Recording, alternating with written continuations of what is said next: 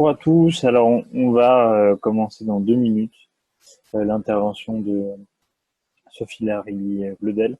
En attendant, je vous demanderai de bien couper vos caméras afin de ne pas avoir des soucis de débit, mais également puisque la conférence est enregistrée et pour pas que nous ayons des problèmes de droit à l'image. Nous commençons prochainement.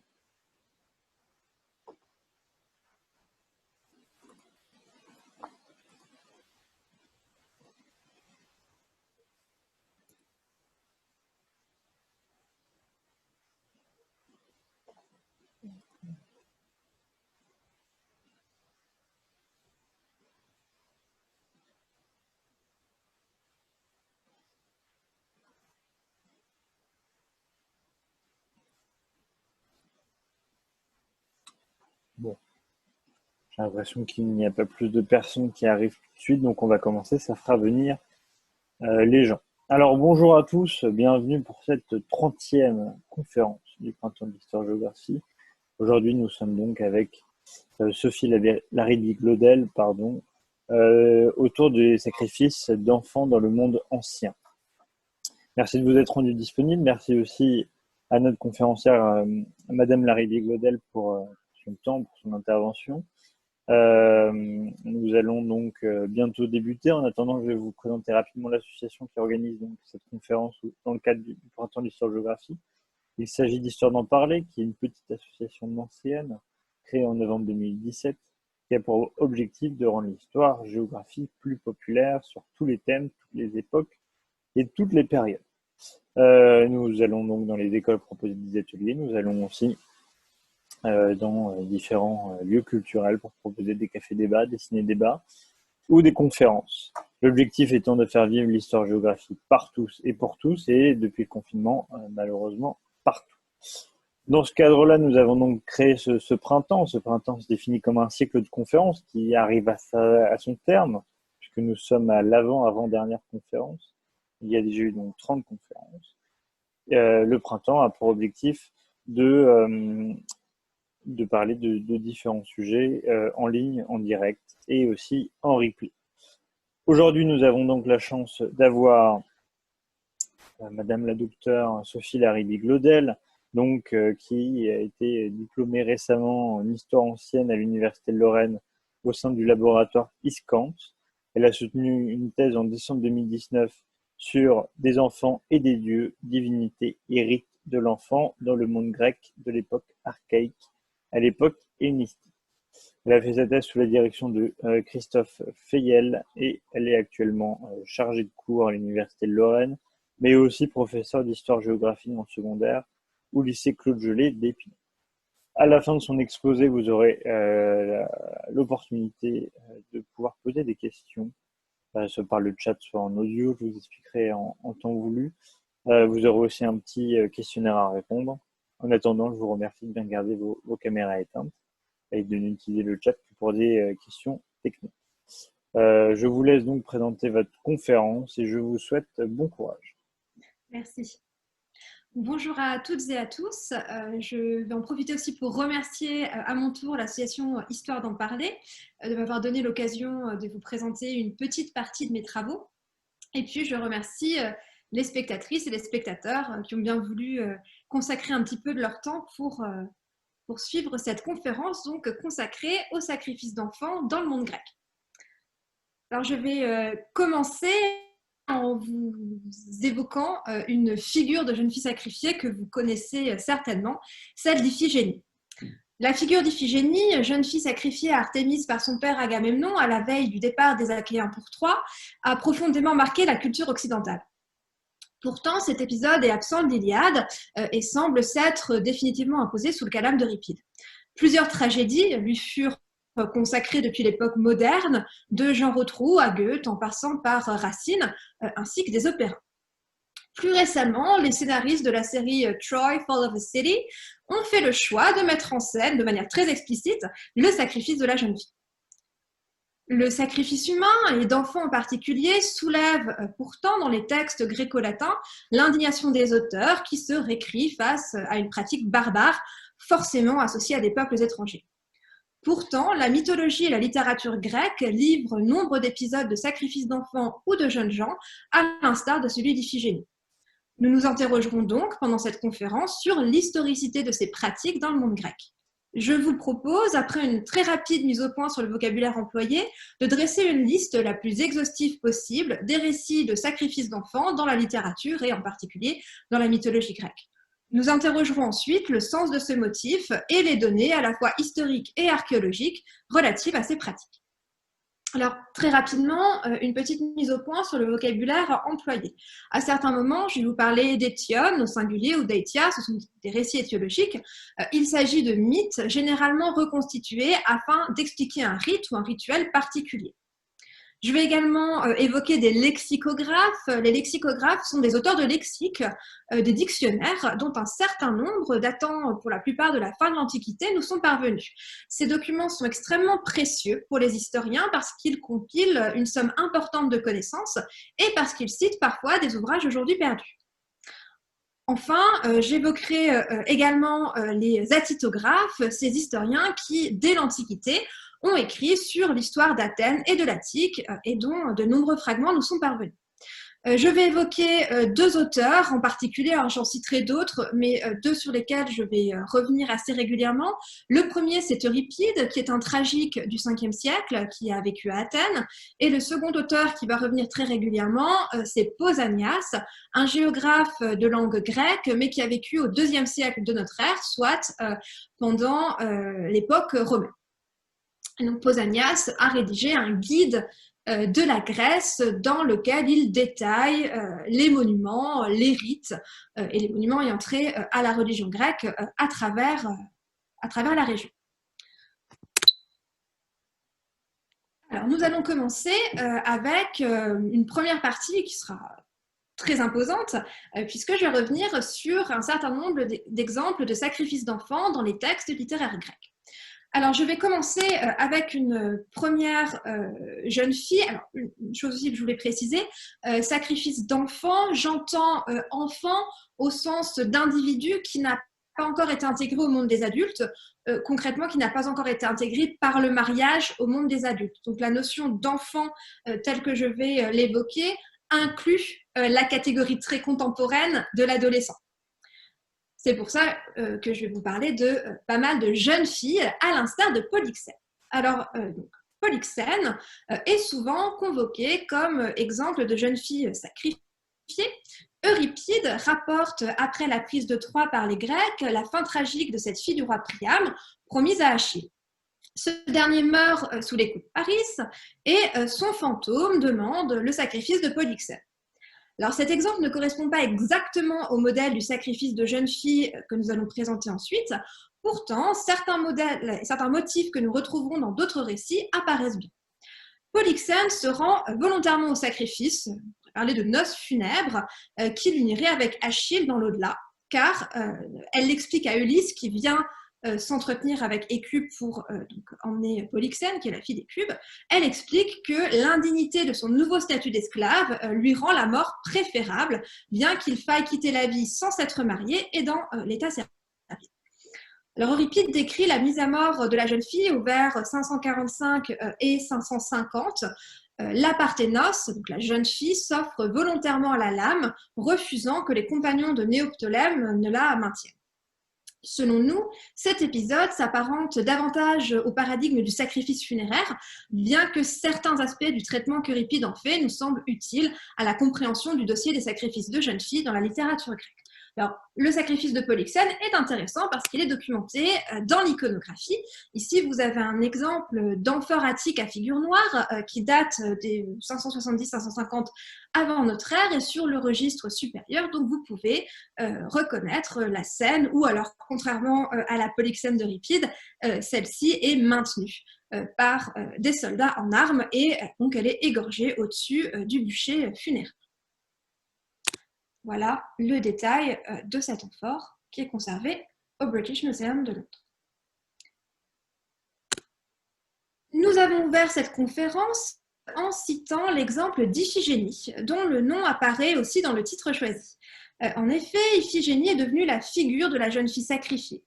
Le sacrifice d'une fille d'Agamemnon n'est pas mentionné dans l'Iliade, mais il apparaît chez Hésiode ainsi que dans les chants cypriens. Et le motif est ensuite repris par Euripide. La totalité de l'intrigue de l'Iphigénie à Aulis est tournée vers le sacrifice de la jeune fille à la déesse Artémis. La flotte grecque est bloquée dans la baie d'Aulis et le devin Calchas explique à Agamemnon que les vents ne se lèveront pour permettre à la flotte grecque de quitter Aulis que s'il consent à sacrifier sa fille Iphigénie. Dans un premier temps, Agamemnon refuse, Ménélas achève de le convaincre et la jeune fille est convoquée à Aulis sous le faux prétexte d'un mariage avec Achille. En fait d'autel nuptial, c'est l'autel sacrificiel qui l'attend. Au fil de la discussion qu'elle a avec son père, alors qu'elle arrive à Aulis, la jeune fille fait dans un premier temps preuve d'une confiance sans borne en son père. Elle ne comprend pas le double langage qui lui est tenu. Et puis, elle apprend avec sa mère Clytemnestre les véritables velléités d'Agamemnon. Elle tente dans un premier temps d'obtenir sa pitié et le roi explique que la jeune fille doit être sacrifiée pour protéger les autres femmes grecques et sa propre famille, ainsi que pour le salut de la Grèce tout entière. Comme dans le cas de Polyxène, c'est Ulysse qui fut chargé de prendre la jeune fille à sa mère. Si la jeune fille tente d'implorer son père, elle se résout rapidement à accepter la mort pour la patrie, s'offrant à la fois à Artémis et à la Grèce. La jeune fille prend d'ailleurs un moment en charge l'organisation du sacrifice, demandant que l'on apporte le panier, que l'on procède à une libation de grains sur la flamme de l'autel. Chez Euripide, au moment où la jeune fille va être mise à mort, Artémis la prend en pitié et la remplace par une biche et l'emporte en Tauride. Et en Tauride, Iphigénie devient prêtresse d'Artémis, préposée à d'autres sacrifices humains.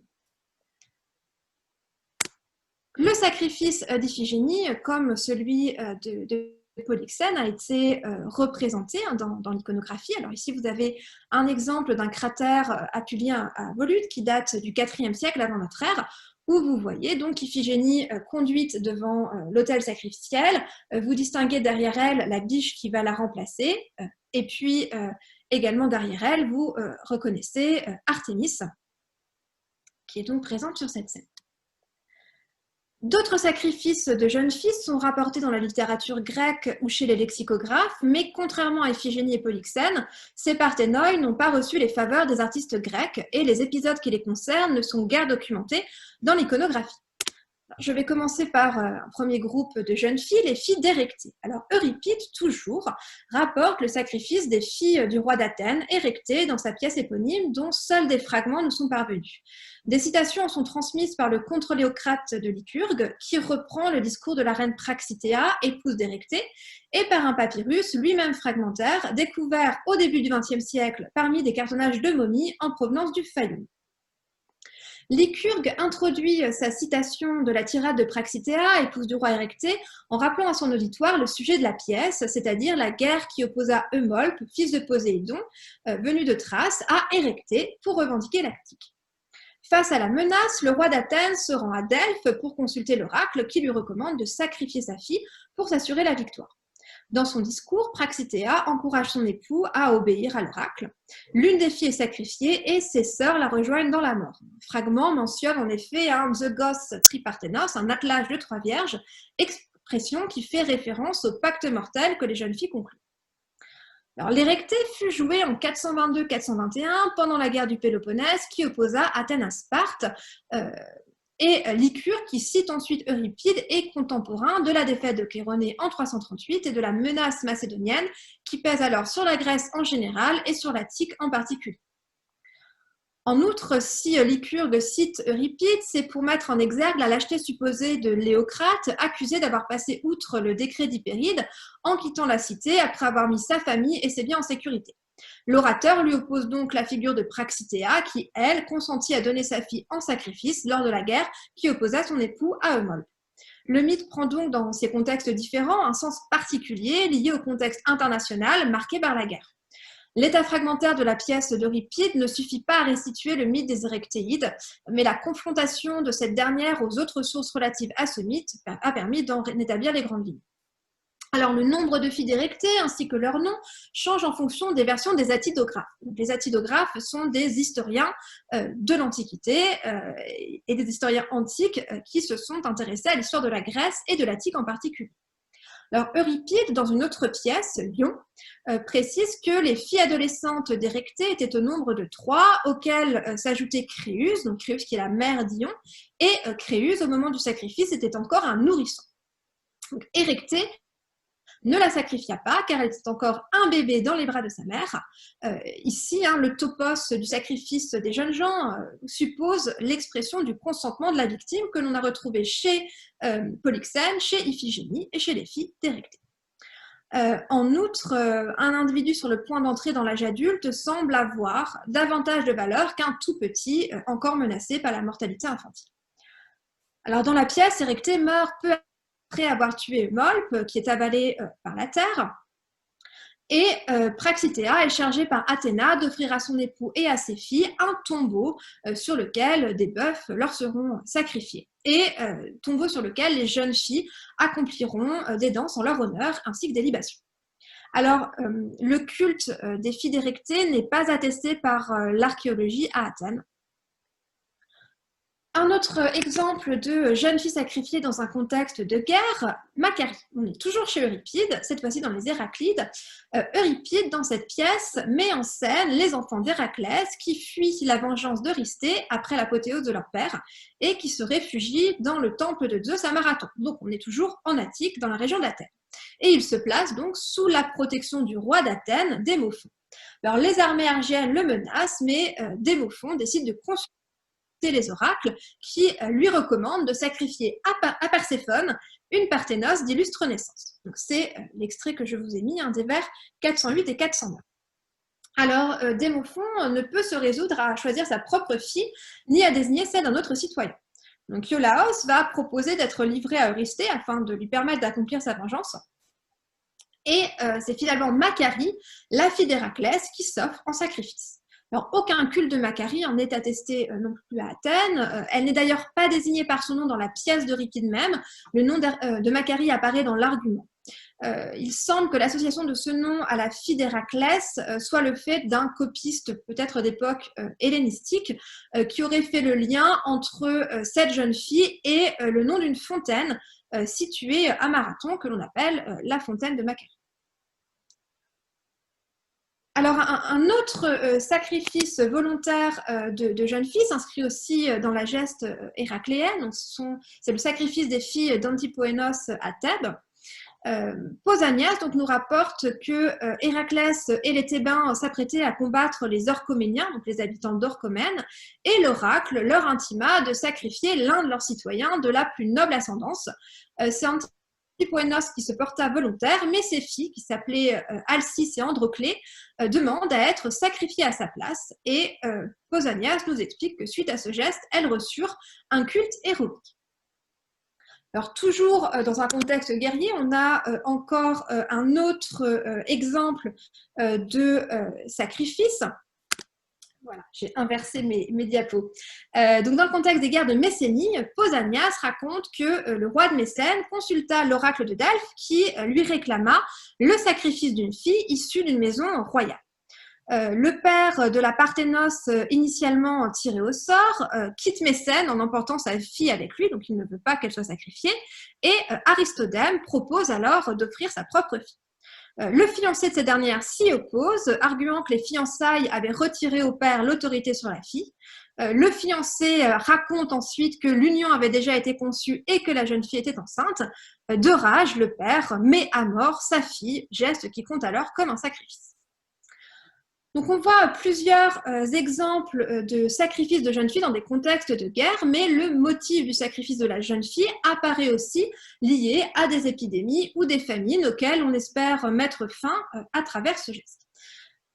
Démosthène rapporte ainsi que les filles de Léos furent sacrifiées à Athènes pour mettre fin à une épidémie ou à une famine qui s'était abattue sur l'Attique. Donc l'oracle recommanda qu'un citoyen sacrifie sa fille, Léos consentit et ses filles s'offrirent alors volontairement à la mort. Ce passage ou cet exemple est très intéressant parce qu'en 1972, une équipe américaine a mis au jour au nord-ouest de l'Acropole à Athènes un autel initialement taillé directement dans la roche, situé à proximité d'un cimetière de l'âge du fer, et auquel on ajouta un parapet en pierre et un puits dans la deuxième partie du 5e siècle. Ces aménagements ont même été précisément datés des années 430, soit au moment où Athènes, au début de la guerre du Péloponnèse, était en proie à une épidémie désignée comme une peste. Le matériel mis au jour par les fouilles a révélé des pratiques essentiellement féminines. Les fouilles ont livré des poids de métier à tisser, des vases à parfum, des bijoux. La présence de céramique identifiée à des biberons, la présence d'astragales laisse aussi entrevoir des rites liés à l'enfance et à la jeunesse.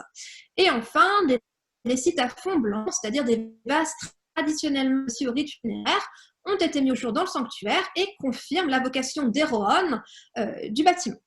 Ces éléments permettent donc de confirmer l'identification de ce bâtiment avec le Léocorion et en outre, le réaménagement dont je vous ai parlé, les années 430, correspond bien à l'étione du culte des filles de Léos tel qu'il apparaît dans les sources. Sacrifiées suite à une épidémie, elles auraient été invoquées à la fin du 5e siècle pour mettre fin à la peste qui s'était abattue sur Athènes. Un autre exemple de jeune fille sacrifiée pour mettre fin à une peste est celui des filles d'Orion. Donc, cette histoire apparaît chez deux auteurs, Antoninus Liberalis et Ovide, qui nous livrent leur histoire située à Orchomène. Méthioché et Ménippée sont orphelines de père. Elles furent élevées par leur mère ainsi que par Athéna qui les initia à l'art du tissage et par Aphrodite qui leur assura une grande beauté. Alors qu'une épidémie s'est abattu sur la Béotie, l'oracle d'Apollon de Gortine ordonna de sacrifier deux parthénoïs. Les deux jeunes filles se portèrent volontaires et s'ouvrirent la gorge avec leurs navettes. Elles disposaient, d'après les textes, d'un sanctuaire à Orchomène où les jeunes gens leur rendaient des honneurs en leur offrant des chants. Toutefois, aucun sanctuaire rattaché à ce culte n'a à ce jour été découvert à Orchomène.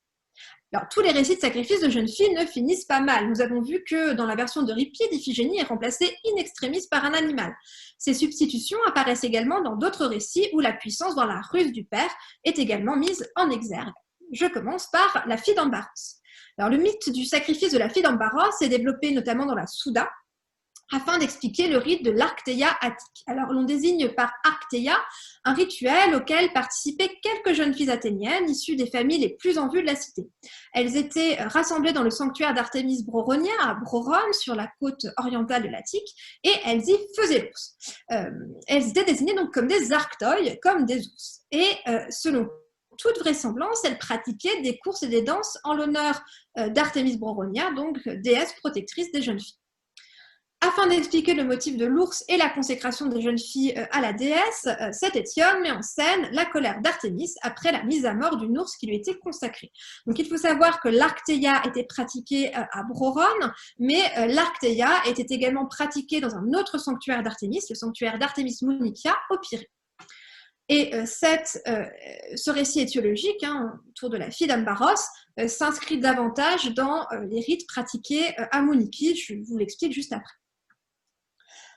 Alors, comment expliquer ce motif de l'ours et ce motif de la consécration des jeunes filles? Eh bien, pour l'expliquer, cet Étione met en scène la colère d'Artémis après la mise à mort d'une ours qui lui était consacrée. Artémis déclencha alors une épidémie en Attique et l'oracle consulté pour y mettre fin recommanda de sacrifier une jeune fille. Un citoyen, Mbaros, accepta d'offrir la sienne en échange de la prêtrise perpétuelle d'Artémis Munichia, qui était donc honorée dans le sanctuaire de Mouniki au Pirée. Alors, contrairement à Agamemnon, Ambaros élabore une ruse pour finalement préserver sa fille en lui substituant une chèvre. Donc, il va déguiser une chèvre en lui mettant les habits de sa fille et la sacrifier à Artémis. Alors, un autre cas de substitution d'un animal à une jeune fille est développé chez Xénophon. Xénophon évoque dans ses Helléniques l'oracle qui annonça aux Thébains la défaite imminente des Lacédémoniens à proximité du tombeau de Parthénoi. Alors, ces Parthénoi, près du tombeau desquels la défaite devrait avoir lieu, étaient des jeunes filles qui s'étaient suicidées après avoir été violées par des Spartiates. Donc, on a différentes versions de la mort de ces jeunes filles chez Diodore, chez Pausanias.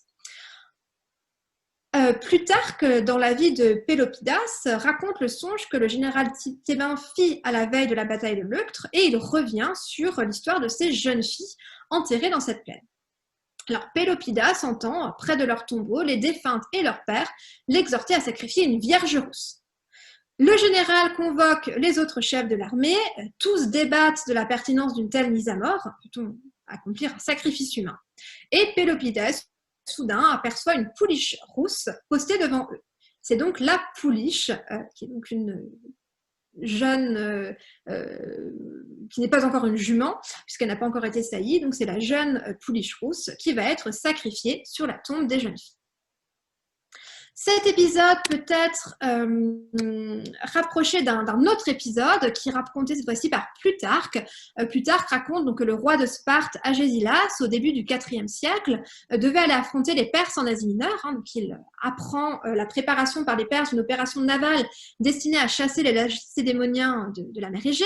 Agésilas part en expédition, il part d'Aulis en Béotie et avant d'embarquer, il entend une voix qui lui recommande de sacrifier Alexandre d'Agamemnon. Donc, sous-entendu, de sacrifier une jeune fille, idéalement sa fille. Mais toutefois, Agésilas ne sacrifie pas une jeune vierge, mais il sacrifie une biche. Puisque dans la version qui est reprise par Euripide, vous vous souvenez, Iphigénie est remplacée par une biche sur l'autel sacrificiel.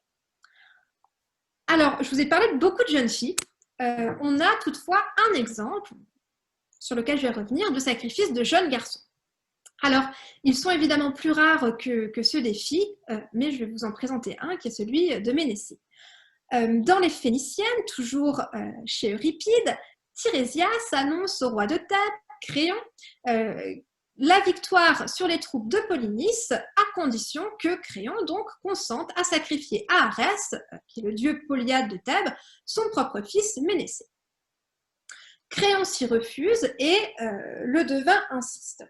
Le sacrifice du garçon devait notamment aider à apaiser les dieux, et notamment Arès, donc un motif très courant, vous l'avez vu, dans les récits grecs de sacrifice humain, et notamment de sacrifice de jeunes gens. Créon refuse de mettre son fils à mort, il l'encourage à fuir la cité. En apparence, le jeune homme consent, mais finalement il refuse de faire preuve de lâcheté et il décide, ce jeune Ménécée, de s'offrir volontairement au couteau du sacrificateur.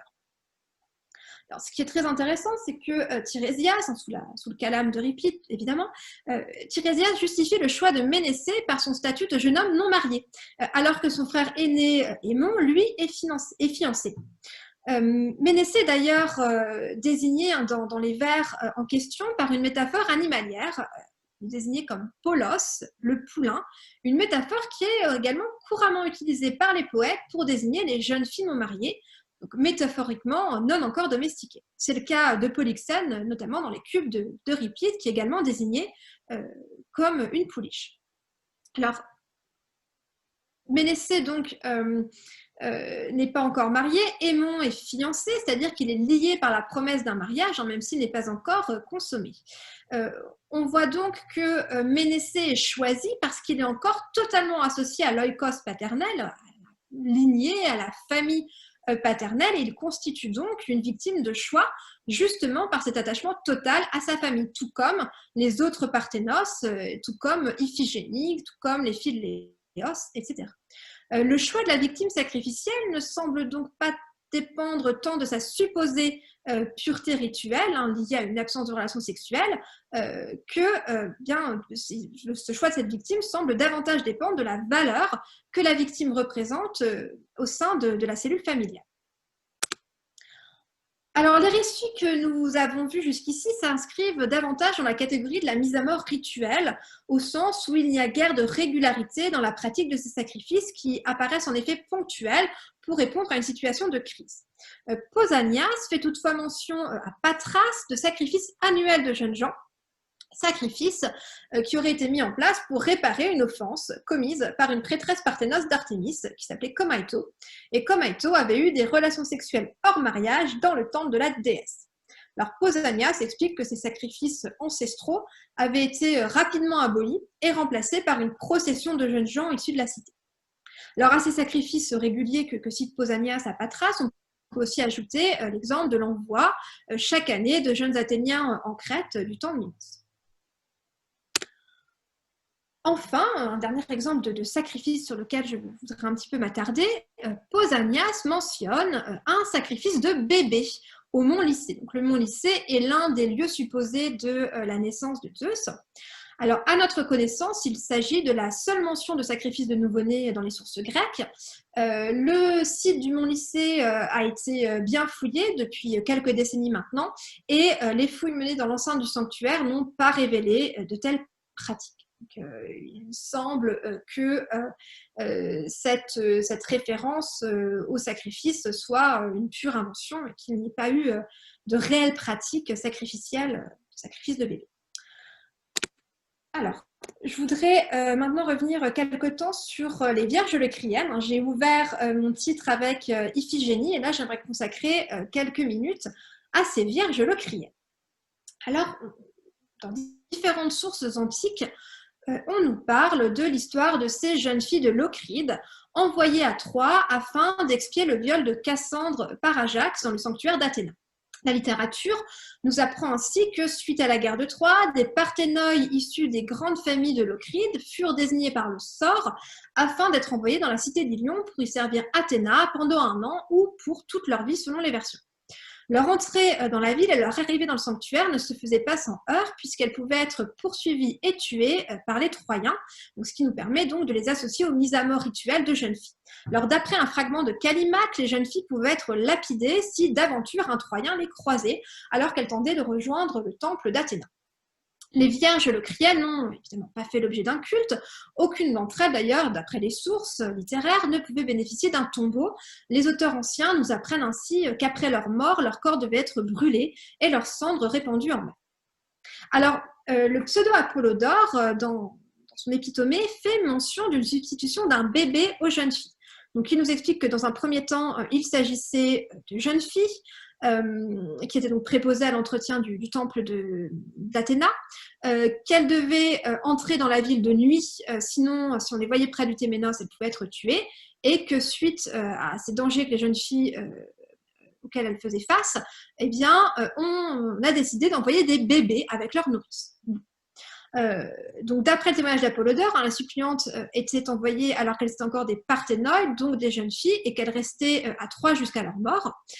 Et à ce moment-là, elles étaient remplacées par d'autres jeunes filles également tirées au sort. Et toujours selon lui, l'usage changea au fil du temps et on envoya de très petites filles, des bébés avec leur nourrice. Alors on ne comprend pas bien quel rôle cultuel un très jeune enfant aurait pu avoir dans le temple d'Athéna.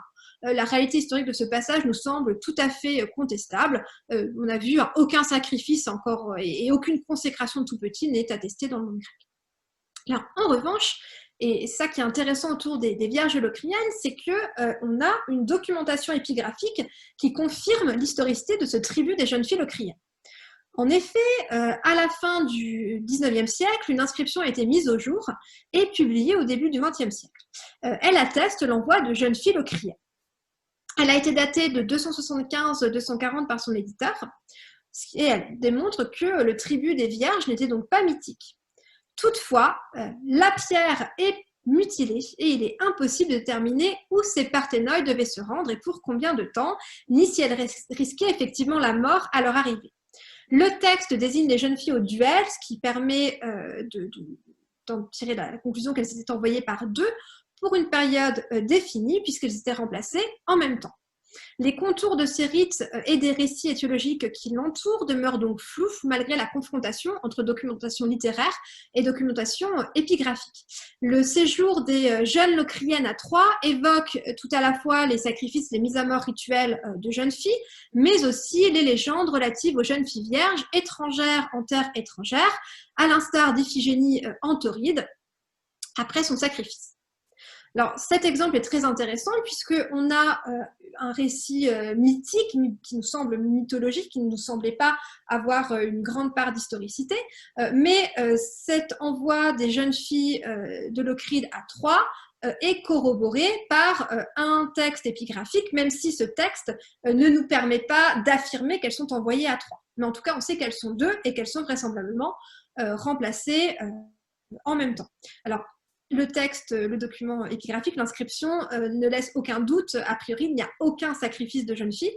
Mais voilà, c'était pour vous montrer qu'il est toujours intéressant de confronter les sources de différentes natures, les sources littéraires, les sources épigraphiques, mais également les sources archéologiques pour investiguer un champ tel que celui des sacrifices d'enfants.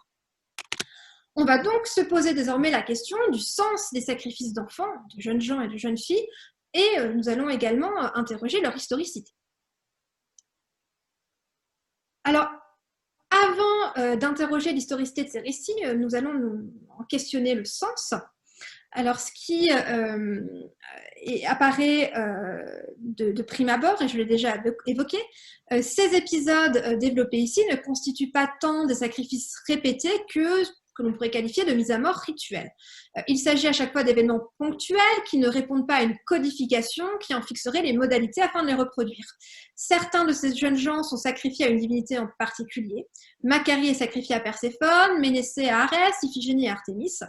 De même que Comaïto, puis les jeunes filles qui vont lui succéder chez Pausanias sont sacrifiées à Artémis. Mais toutes ces mises à mort n'ont pas tant pour but d'honorer les divinités que d'apaiser leur courroux, en mettant fin, dans le cas de Comaïto, dans le cas de Patras, en mettant fin à des pratiques impures. Alors, presque tous ces exemples que je vous ai donnés correspondent à des sacrifices ponctuels, ordonnés dans un contexte très spécifique afin de mettre fin à une épidémie, à une famine ou à une guerre. Il ne s'agit donc pas de véritables rites, de pratiques ritualisées répétitives, au sens donc où ces derniers ne sont pas reproduits sur une période relativement longue, à l'exception de l'exemple de Patras. Mais lorsque Pausanias évoque le sacrifice chaque année d'un jeune homme et d'une jeune fille suite à la faute de Comaïto et de Mélanippe à Patras, il précise bien que ces sacrifices sont en cours jusqu'à ce qu'ils soient remplacés par une procession. Donc, dans ce passage de Pausanias, le sacrifice humain fait partie de la punition infligée à la communauté de Patras et il a vocation à prendre fin. Un autre motif qui apparaît dans quasiment tous ces récits, c'est la présence du père. En dehors de l'épisode de la mise à mort rituelle de Polyxène sur le bûcher funèbre d'Achille, l'essentiel du dossier des sacrifices de jeunes filles met en scène le sacrifice d'une Parthénos par son père, ou en tout cas le sacrifice d'une Parthénos auquel le père a consenti.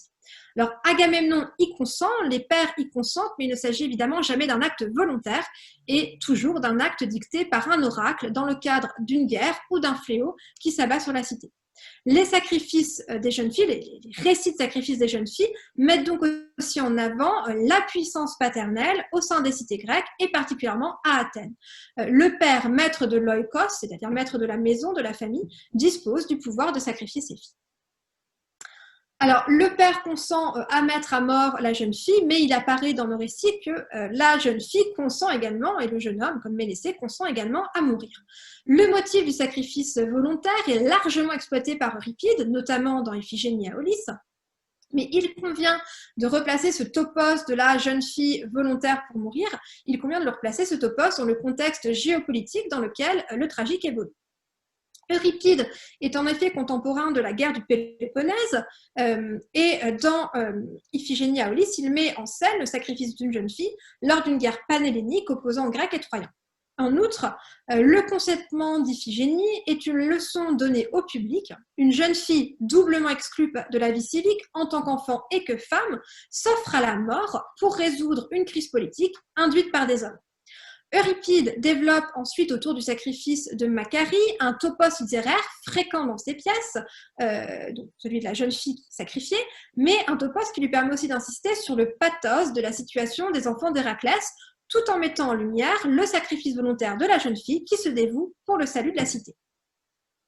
Donc, dans le contexte de la guerre du Péloponnèse, le tragique compte sur la figure de la jeune fille allant elle-même au sacrifice pour susciter l'émulation parmi les citoyens.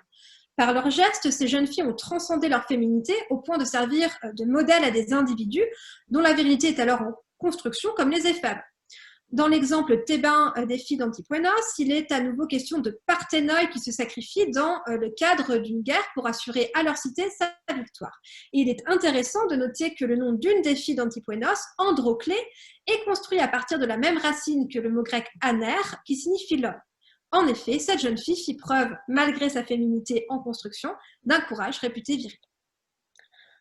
Tous ces récits nous amènent donc à nous interroger sur la figure de la Parthénos. La figure de la jeune fille sacrifiée pour le salut de sa cité est particulièrement présente dans ces récits et constitue un motif populaire à partir de l'époque classique, notamment chez Euripide. La mort volontaire de ces Parthénoi fait écho à la mort involontaire mais consentie des hommes au combat. En outre, ces jeunes filles sont érigées en modèle civique, à l'instar de la figure de la jeune princesse qui se rend volontairement à la mort pour permettre la victoire de son père ou la sauvegarde de la cité.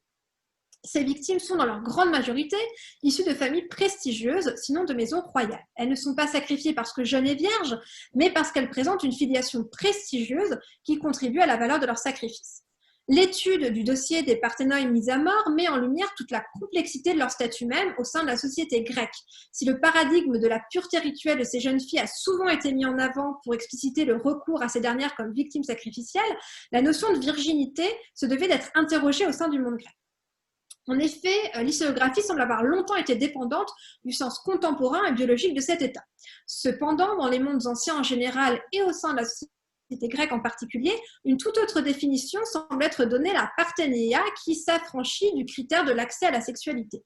Dans la lignée de Claude Calabre, Violaine Sébillotte-Cuchet a ainsi montré que ce statut dépend en réalité de la relation de la jeune fille à l'oikos paternel. C'est en vertu de cette fidélité à son père et par extension à son oikos et à son génos que l'Iphigénie d'Euripide va se rendre volontairement au sacrifice. Artémis réclame le sacrifice d'Iphigénie à son père parce que Artémis est en colère contre Agamemnon. La Parthénos paie donc pour les fautes commises par son père, ce qui témoigne d'une forme de fidélité entre les deux. Cette fidélité trouve son climax dans la figure attique d'Érigonée, que je n'ai pas évoquée parce qu'il ne s'agit pas d'un sacrifice mais d'un suicide. Érigonée se pend après que son père Icarios a été mis à mort par les Athéniens. Icarios avait fait goûter le premier le vin aux Athéniens. Les Athéniens découvrent l'effet de l'ivresse et pensent qu'ils ont été empoisonnés. Ils mettent à mort Icarios et sa fille se pend. On l'a vu dans les récits que je vous ai présentés, la plupart des jeunes filles se rendent volontairement au sacrifice et assurent le salut de leur cité, un thème qui a une résonance toute particulière dans les tragédies d'Euripide. Alors que le motif du sacrifice pourrait de prime abord renvoyer à la passivité des jeunes filles, il semble au contraire manifester le pouvoir des femmes et plus précisément des jeunes filles au sein de la cité. Alors, il est donc vain de vouloir chercher dans les sources littéraires les traces des sacrifices humains et en particulier de jeunes gens pour le monde grec. Seule la confrontation des données archéologiques aux données littéraires permet de mener une enquête rigoureuse quant à l'historicité de la pratique du sacrifice humain dans le monde grec et ce champ d'investigation demeure éminemment complexe. Alors, je vous ai juste mis un petit tableau récapitulatif avec ces motifs que l'on retrouve dans les récits de sacrifice, donc le rôle du père, le consentement, la victime remplacée par un animal, le contexte, la victime qui reçoit ensuite un culte. Alors, quelle réalité historique archéologique pour ces sacrifices humains? Donc, je vais décevoir peut-être une partie de l'auditoire, mais dans l'état actuel de nos connaissances, il n'y a pas eu de sacrifice d'enfants, en tout cas aux époques historiques, et a priori pas non plus aux époques préhistoriques, en tout cas pour le monde grec. Alors, ces récits de sacrifices que je vous ai présentés s'inscrivent davantage dans la tradition des Haïtiens, la tradition étiologique. Chez Euripide, les figures de jeunes gens sacrifiés, on l'a vu, s'inscrivent par exemple dans un discours patriotique. Et par conséquent, l'historicité de ces récits est très peu convaincante. Alors, des exemples minoens sont convoqués pour justifier l'historicité des sacrifices humains dans le monde grec, et en particulier des sacrifices d'enfants ou de jeunes gens. Je vais commencer par un dossier, celui d'Anémospilia en Crète. Donc, ce site a été fouillé par les époux Sakellárkis qui ont mis au jour en 1979 une scène assez surprenante dans un bâtiment qu'ils ont identifié à un temps. On y a découvert, donc vous voyez à l'écran les vestiges, on y a découvert 3 individus, 2 hommes et une femme, et l'un d'entre eux se serait trouvé sur une table sacrificielle au moment de l'écroulement du toit du bâtiment lors d'un tremblement de terre. Et à proximité de cet individu, on a retrouvé une pointe de couteau. Alors, les découvreurs ont interprété cette scène que vous voyez ici comme une scène de sacrifice humain. Mais les spécialistes ne s'accordent pas sur cette interprétation. On a trop peu de documentation pour pouvoir affirmer qu'il s'agisse d'un sacrifice humain. Voilà, c'est ça reste une hypothèse qui, pour moi, n'est pas la plus convaincante. Alors, on a un autre exemple, cette fois-ci à Knossos. Donc à Knossos, on a découvert une maison datée du Ménoïen qui a révélé un certain nombre de fragments d'os, des fragments qui reconstitués appartiendraient à au moins 4 enfants prépubères. Alors certains de ces ossements présentaient des traces de coupures qui auraient été faites volontairement. Et certains spécialistes ont voulu y voir la pratique d'un sacrifice et d'un cannibalisme rituel. Il pourrait toutefois aussi s'agir d'un rite d'inhumation secondaire. Les os présentant encore des restes de chair auraient été raclés pour s'en débarrasser. Donc le sacrifice humain et le cannibalisme rituel sont une hypothèse qui n'est pas la plus convaincante non plus, mais en l'occurrence, aucune hypothèse ne permet de réellement bien éclairer ce qui a pu se passer dans cette maison de Knossos. Il n'existe donc pas de traces avérées de sacrifice humain. Alors je vous remets là le plan de la maison où on a retrouvé ces ossements, dans une pièce qu'on a même appelée la pièce des ossements d'enfants. Il n'existe donc pas de traces avérées de sacrifice humain ou de sacrifice d'enfants dans le monde grec. Il semble donc bien que les sacrifices d'enfants, bien présents dans la littérature grecque, demeurent un topos littéraire. Les récits de sacrifices de jeunes filles ou de jeunes hommes sont donc relativement abondants dans les sources littéraires, nous l'avons vu. Il convient toutefois de noter qu'aucune attestation épigraphique de ces gestes rituels n'existe. Enfin, aucune trace archéologique de telles pratiques n'a été révélée à travers le monde grec aux époques historiques. En outre, il convient de se détacher d'une perspective évolutionniste qui voudrait voir dans ces pratiques que les auteurs grecs et notre société juge barbare des réminiscences d'un passé préhistorique. On l'a vu avec les exemples que je viens de vous présenter.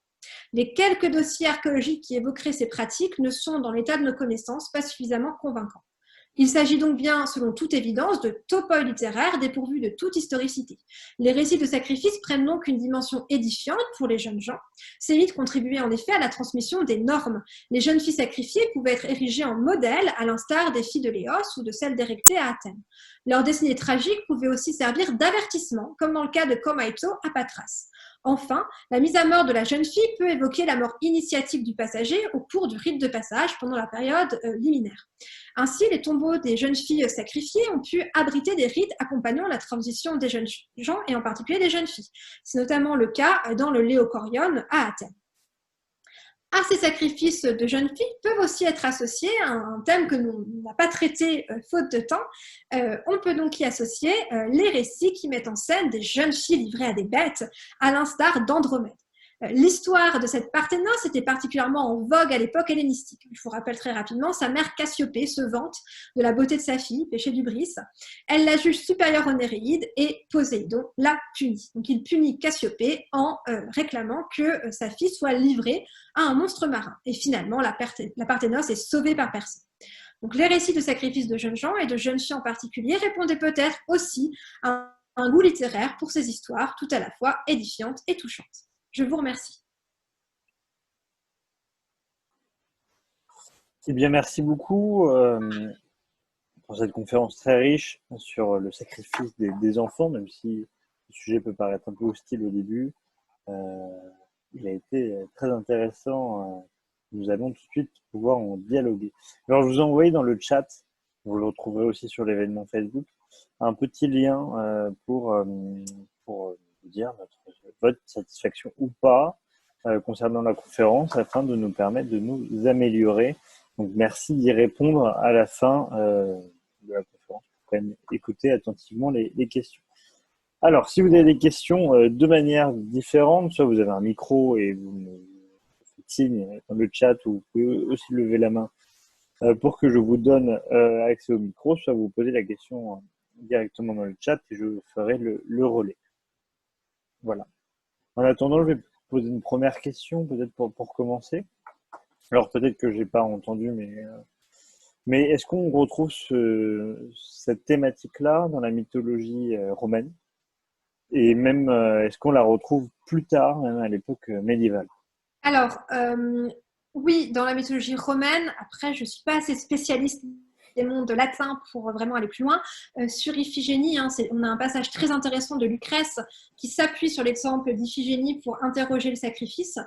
et l'éventuel côté barbare du sacrifice. C'est des pages qui sont intéressantes.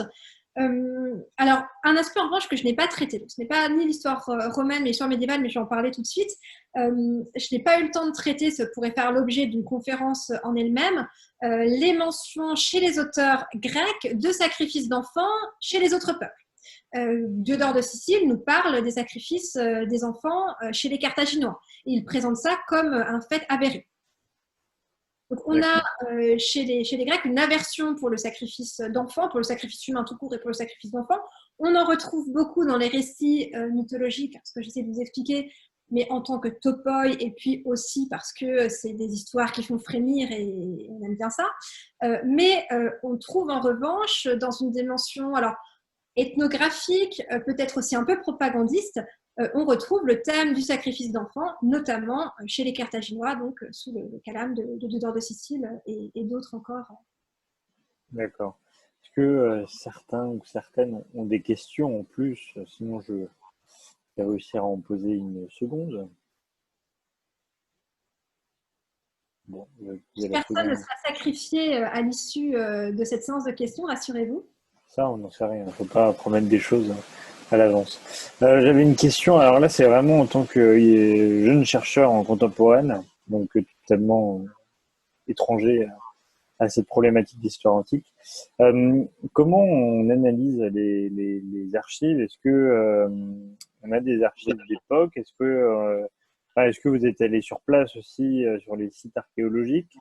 Voilà, globalement, en fait, sur cette problématique-là, sur les enfants même en général, qui était votre sujet de thèse, comment vous faites votre travail d'historien?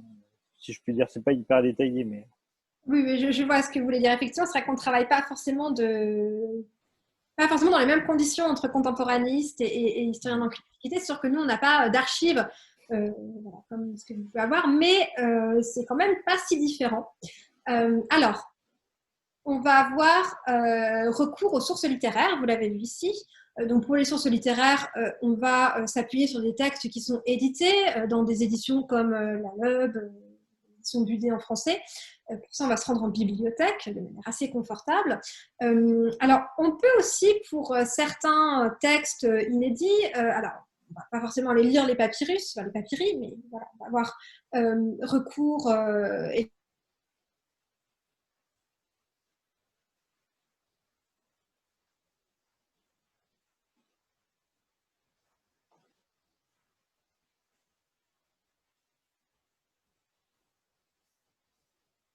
soit on va les voir in situ, si elles sont toujours conservées à l'endroit où elles avaient été exposées dans l'Antiquité, soit on va les voir dans un musée pour confronter le texte, vérifier le texte, éditer le texte.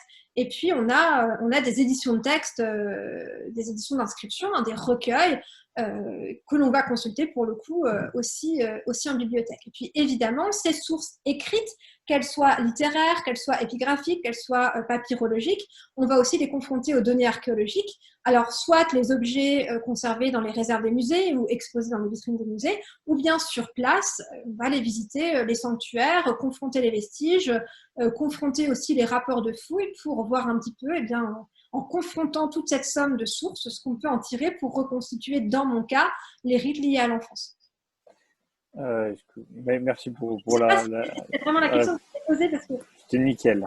Non, mais c'est... Si, on n'a pas les mêmes réflexes, mais... C'était une vraie question en tant que chercheur en contemporaine où j'avais du mal, alors moins sur le sujet, mais sur votre sujet de base, mais du coup, ça a permis de relier les deux. Est-ce qu'il y a d'autres questions potentiellement? Sinon, j'en ai une troisième encore.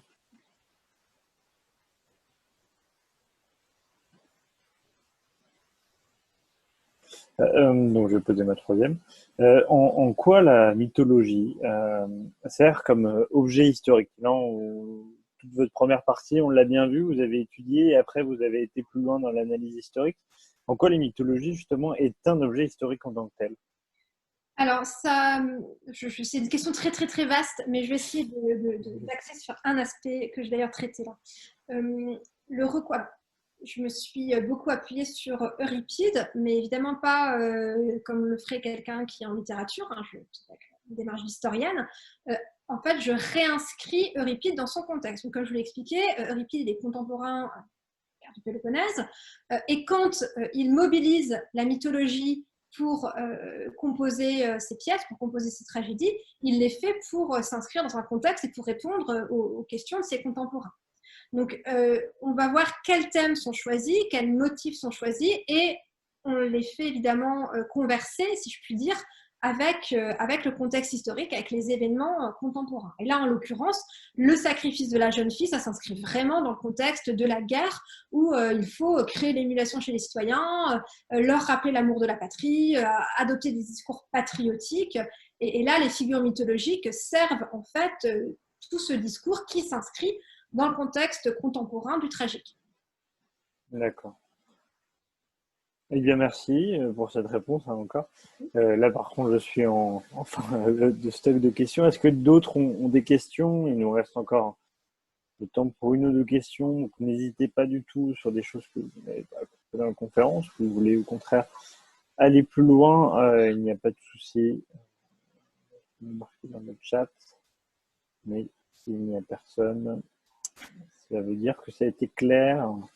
J'ai effrayé tout le monde avec mes funéraires et mes hôtels sacrificiels. Eh bien, alors, je vais conclure. Merci beaucoup, Sophie Larrivière-Claudel, pour cette conférence très riche, imagée également, et pour les réponses à mes questions. Nous continuons, nous, de notre côté, notre printemps dès demain, et nous le terminons même après-demain.